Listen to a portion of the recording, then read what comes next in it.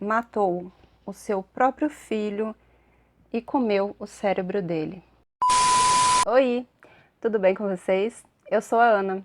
Conto casos criminais antigos enquanto faço a minha maquiagem ao mesmo tempo. Então, se tu gosta de true crime, histórias antigas ou de maquiagem, te inscreve aqui no canal para não perder nenhum dos casos que eu coloco por aqui, tá bom? E por favor, interaja comigo nesse vídeo deixando o seu like, que é super importante, e se possível também um comentário. Para quem estiver interessado nos produtos que eu uso na minha make, eu vou deixar todos eles aqui na caixa de descrição e também o meu link lá do Instagram, então quem puder e quiser me segue lá, tá bom?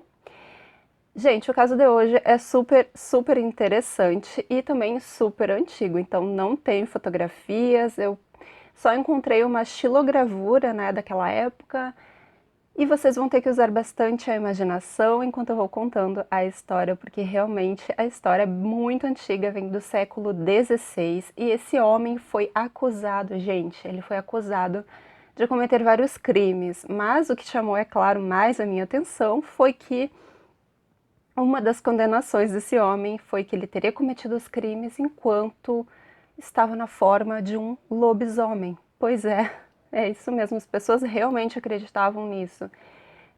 Tem uns desdobrares aí nessa história, que pode ter sido algo religioso e político, ele pode ter sido também um criminoso, enfim, de qualquer maneira, essa história terminou num crime. Ou o Peter Stamp era realmente um serial killer, ou ele foi uma vítima. Isso a gente não vai saber. Mas acabou em crime, acabou em morte e é muito longe lá na história. 1589, é bem longe, né? Eu te conto essa história todinha depois da vinheta.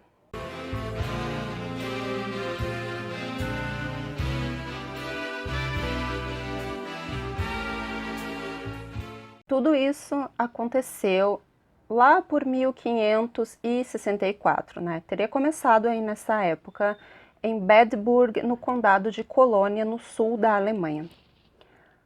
Começaram a aparecer os corpos de muitas crianças totalmente estraçalhadas pelas florestas ali da região. Os crimes continuaram acontecendo e, ao todo, foram encontradas 14 crianças em, assim, gente, um estado terrível, deplorável. Além das crianças, também foram encontradas duas moças que estavam grávidas quando desapareceram. E o mais grave é que quando os corpos foram encontrados, elas não estavam desmembradas como as crianças, mas algo terrível também tinha acontecido com elas. Os bebês que elas estavam esperando foram arrancados dos seus ventres, comidos. Ai, coisa horrível, meu Deus. E o cérebro e o coração dessas moças também tinha desaparecido. Olha só que horror. Isso, vocês imaginam que a população já estava completamente desesperada, em pânico, pensando o que é que estava acontecendo, que crimes horríveis eram aqueles. Começaram já a suspeitar de feitiçaria, de obras de magia, porque, né, o jeito que as grávidas, principalmente, né, foram mortas foi bem característico de sacrifício, essas coisas, né. Até que um dia tinham várias crianças brincando em um prado e tinham algumas vacas ali perto também, e essas vacas tinham tido crias e estavam lá com os seus bezerrinhos, né? E estavam lá, as crianças brincando perto das vacas e de repente, de dentro da floresta, saiu um lobo enorme, enorme. E ele investiu contra uma das crianças, sabe?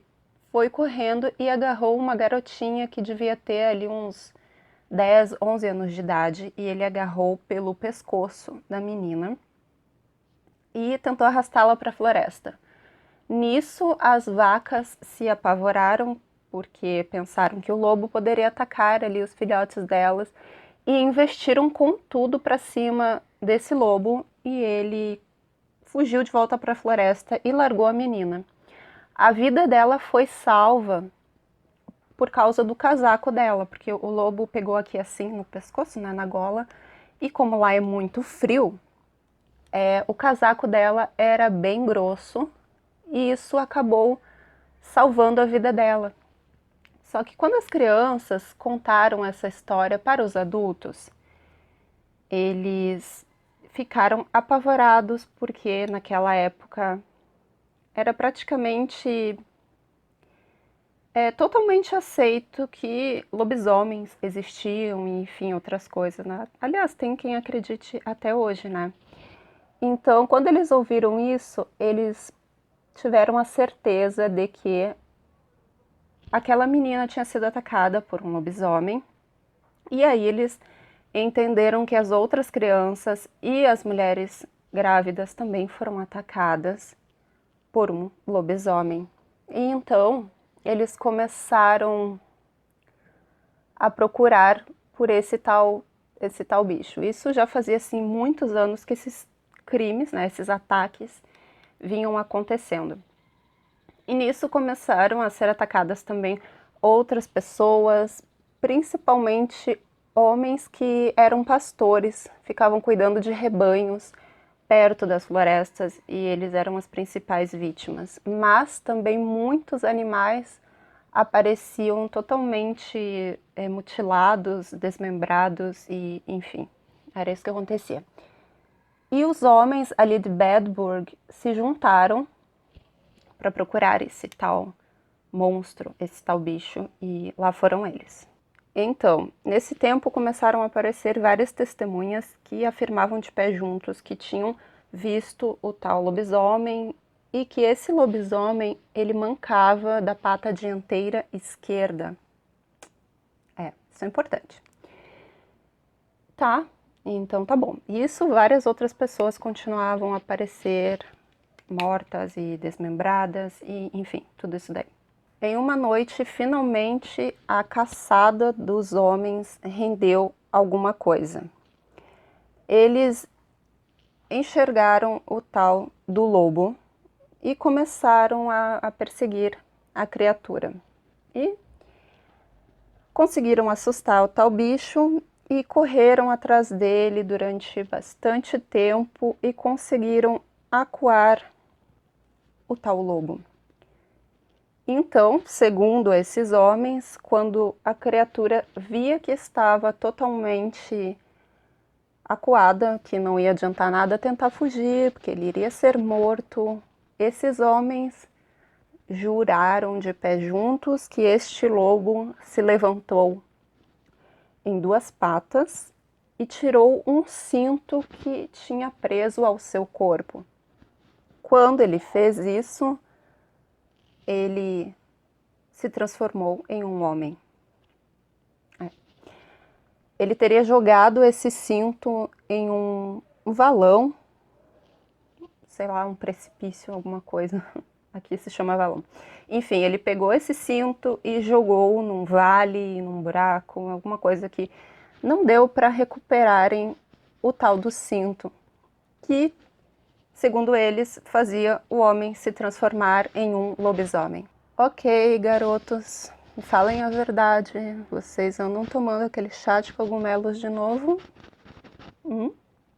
Então, quando o lobisomem fez isso e se transformou em um homem, eles reconheceram quem era aquela pessoa. E era uma pessoa ali da região chamado Peter Stamp. Eles levaram o Peter até em casa para ele vestir as suas roupas e nisso o levaram para ser preso e onde ele seria interrogado. Isso já era o ano de 1589, então vocês imaginam como que era o interrogatório nesse tempo. Mas se não souberem, eu digo para vocês, era tortura. Tortura, tortura, tortura e tortura. Mas antes de partir para essa parte, quem era o Peter Stamp, né? Bom, não se tem certeza de quando exatamente esse homem nasceu, mas tem-se um espaço de tempo que talvez ele tenha nascido entre 1525 e 1539. Ele pertencia a uma família rica, dona de muitas terras. O Peter cresceu trabalhando ali na fazenda dos pais dele e ele casou e teve um casalzinho de filhos. A filha chamava Sibyl, em alguns lugares Sibyl, em alguns outros lugares Sibila. Ok, nome estranho pra caramba, mas enfim. Já quanto ao filho, não tem absolutamente nada sobre ele, nem o nome, nem a idade que ele tinha quando o pai dele foi preso. Nada, só tem uma menção de que esse filho um dia existiu. O Peter, então, ficou viúvo. A esposa dele também não tem nada sobre ela, nem o nome, nem quando morreu, nem como morreu, mas morreu. E nisso ele ficou cuidando sozinho dos seus filhos, e isso fazia com que a comunidade ali de Bedburg o visse com bons olhos, né? Enfim, um homem viúvo cuidando dos seus filhos e etc. Mas isso começou a mudar. Começaram a surgir boatos de que ele estava tendo um relacionamento incestuoso com a própria filha. Mas antes disso, o seu filho simplesmente desapareceu. Sumiu. Ninguém sabia nada do garoto. E isso fez Peter Stamp ficar muito mal falado ali na região, também é de se imaginar, né? E esse era o cara. Também tinha uns boatos de que ele era amante da sua vizinha, uma mulher chamada Catharina Trump. E essa Catharina também era bem rica, era uma viúva, dona de terras, enfim, essas coisas. Ok, então levaram o Peter para o seu interrogatório. Depois de muitas horas de tortura, dizendo algumas versões, outras dizem que por medo da tortura ele voluntariamente teria confessado essas coisas. Aí não se sabe se foi torturado ou não foi torturado. Depois eu conto para vocês as fontes aonde sobrevive ainda esta história, mas por enquanto fiquemos na história, ok?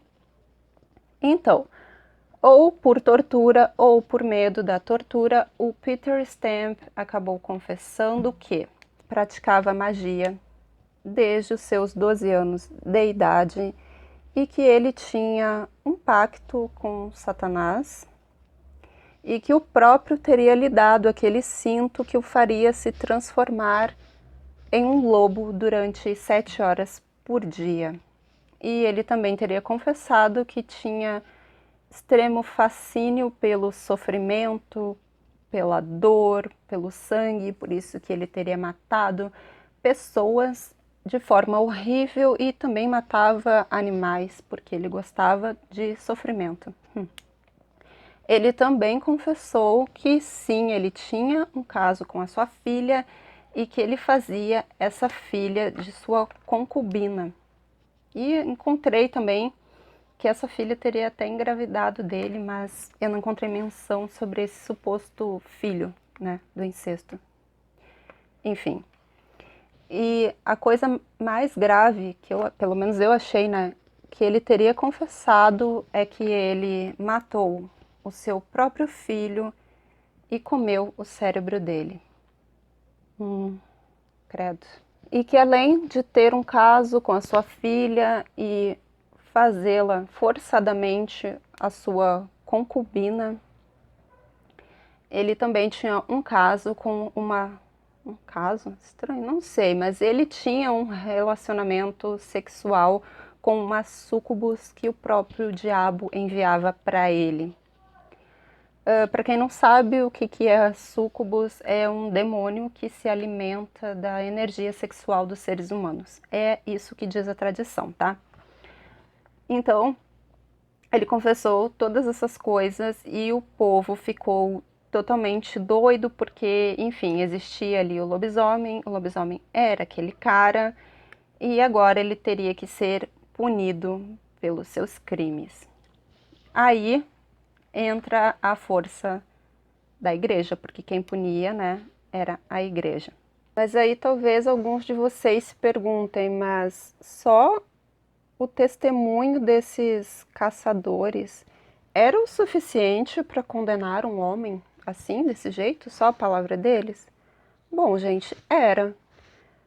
Esse tempo aqui é aquele que se tu saísse para pegar umas folhinhas de boldo para fazer um chá e a tua vizinha visse e fosse fofocar para a igreja que te viu fazendo isso, tu era presa como bruxa e queimada, né? E se fosse homem, tá acusado de ser bruxo, talvez. Nunca ouvi falar em queimar em bruxos. Estranho. Enfim, era desse jeito que as coisas funcionavam naquele tempo. E também tinha aquelas testemunhas, lembram? Que viram o tal suposto lobisomem e que esse lobisomem mancava da pata dianteira esquerda. E o Peter Stamp não tinha a mão esquerda. Ele tinha perdido essa mão em um acidente quando ele cortava lenha. Então, isso já era para eles prova mais do que suficiente que o Peter Stamp era o lobisomem assassino daquele tanto de pessoas, né? Enfim, durante ali o seu interrogatório barra mutilação barra tortura, o Peter Stamp teria também dito que a sua filha e a sua amante eram suas cúmplices, que elas sabiam de tudo que ele fazia e, enfim, elas acabaram condenadas também.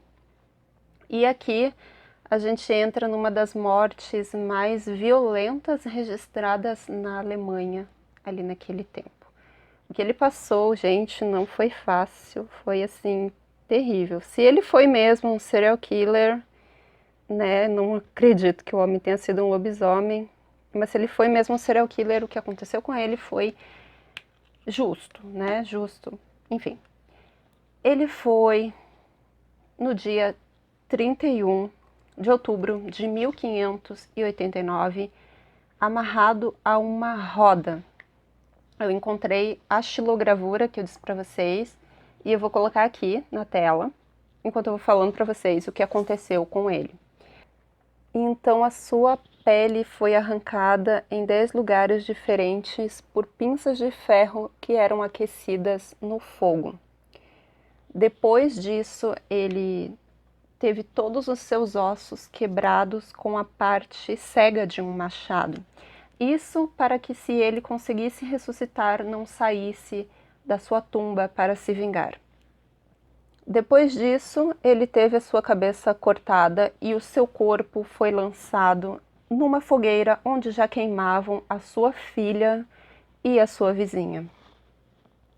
Depois, a cabeça do Peter Stamp foi colocada naquela roda onde ele foi torturado, e essa roda foi colocada em um mastro que já tinha sido levantado no meio ali da aldeia, da cidade, enfim.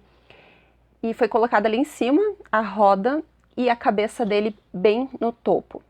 Ao redor dessa roda foram pendurados 16 pedaços de madeira que simbolizavam as 16 vítimas que conseguiram encontrar e identificar. Também foi posto ali junto com a cabeça e a roda a figura de um lobo de madeira, que era para deixar bem claro qual era o crime pelo qual ele tinha sido acusado, né? Enfim, foi realmente terrível o fim desse homem e eu realmente espero que ele tenha sido culpado para merecer um fim tão horroroso desse, né? Mas por que que eu acho que talvez ele não tenha sido assim esse monstro e tenha sido acusado, enfim, injustamente? Nós estamos aqui falando da Europa pós-medieval, mas assim, muito pouquinho depois da Idade Média ter acabado. E nessa época ainda existia o sistema do feudalismo, né? E o que acontecia na sociedade feudal? Era assim, uma pirâmide, e lá em cima estava o clero, aqui embaixo estavam os nobres que compunham de senhores feudais, reis, princesas, príncipes, grandes proprietários, essas coisas. Aqui e bem aqui embaixo, os camponeses. Não existia poder subir de classe social, sabe? Nascia camponês e ia morrer camponês, mesmo que trabalhasse a vida inteira, não tinha jeito. Um nobre sempre seria um nobre e o clero, um rico e poderoso, a igreja, dona de quase tudo, mandando em quase tudo, né? Então, o Peter Stamp era, pelo que eu entendi, uma pessoa nobre. Ele não era um senhor feudal, mas ele era uma pessoa que tinha posses. E o que fazia dele esse homem tão perigoso, digamos assim, para a igreja? Bem, a reforma protestante tinha acontecido há 80 e poucos anos antes. E vocês sabem que a reforma protestante levantou uma outra igreja, né, que hoje é chamada de igreja evangélica, mas que na verdade é a igreja luterana, a revolução lá do Martinho Lutero, enfim. Quando isso aconteceu, é claro que a Igreja Católica não gostou muito, ou melhor, não gostou nada, porque perdia grande parte do seu poder com grandes senhores se convertendo ao luteranismo. E o que acontecia? Quando as pessoas se convertiam ao luteranismo, elas não pagavam o imposto que era obrigatório. 10% de tudo que as pessoas produziam naquele tempo era obrigatoriamente dado à igreja, sem chiar, entendeu? A igreja mandava e acabou. E as pessoas, mesmo sendo pobres, trabalhando ali para subsistência, pagando o imposto para o senhor feudal, tinham que pagar esses 10% para a igreja. Então a igreja não gostava muito quando alguém se convertia e muito menos quando alguém rico se convertia. O que aconteceu é que em 1577 o arcebispo Gebhard Truchsess se converteu ao luteranismo e ele permitiu que as pessoas ali, né, do eleitorado de Colônia, fossem protestantes. Ele inclusive casou-se com uma jovem nobre e protestante. É claro que a igreja não gostou nem um pouco disso e em 1584 enviou um novo arcebispo para a região chamado Ernesto da Baviera. Acontece que o senhor feudal ali daquela terra também tinha se convertido ao protestantismo, então deu uma guerra, tá? Deu uma guerra que durou cerca de 5 anos. E, enfim, todo mundo que foi acusado de ter se convertido ali ao protestantismo foi severamente perseguido. Aquele senhor feudal foi substituído por um novo que chegou em 1589, chamado Werner von Dyck. E o que aconteceu é que teve uma grande perseguição contra as pessoas protestantes e esse novo senhor e o novo arcebispo queriam mostrar que eles mandavam e o poder era deles. E bem aí nesse período foi que explodiu todas essas acusações contra o Peter Stamp e talvez ele tenha sido pego para ser ali o bode expiatório, para mostrar para toda a população ali daquela região quem é que mandava, quem é que tinha o poder ainda. E colocamos aqui que tanto a vizinha Katarina Trump quanto o acusado Peter Stamp não eram católicos e não pagavam os impostos da igreja, eram ricos e tinham terras. Quando eles fossem acusados e culpados, o senhor feudal, um católico, poderia pegar aquelas terras para ele. Então, pode ser que a morte do Peter Stamp, da filha e da vizinha, tenha sido sim um jogo político, religioso. Enfim, não sabemos, mas ele ficou então conhecido aí, extremamente conhecido na literatura e na história do imaginário alemão como o lobisomem de Bedburg. Ele é chamado até hoje de lobisomem e a sua história sobrevive em 2 fontes apenas. O diário do governador de Colônia, que era governador ali desde 1517 até 1590, mais ou menos isso. Ele se chamava, deixa eu copiar aqui, Hermann von Weisenberg. o vereador, ele escreveu tudo pormenores, assim, em pormenores no seu diário, e também um homem chamado George Borges. Em 1590 ele foi para Londres e publicou um folheto com 16 páginas, contando toda a história ali do Peter Stamp, chamando ele de um malvado feiticeiro, que tinha por 25 anos se transformado em um lobo e matado várias pessoas. Enfim, esse folheto existem apenas 2 cópias dele, uma está em um museu e a outra está no acervo de uma universidade. Então, gente, essa é a história do Peter Stamp. Deixem nos comentários o que vocês acham sobre tudo isso, se ele foi mesmo um serial killer, um matador, um assassino, ou se ele foi pego como bode expiatório ali para ter a sua propriedade roubada, enfim, né? Eu quero saber a opinião de vocês, então deixa aí.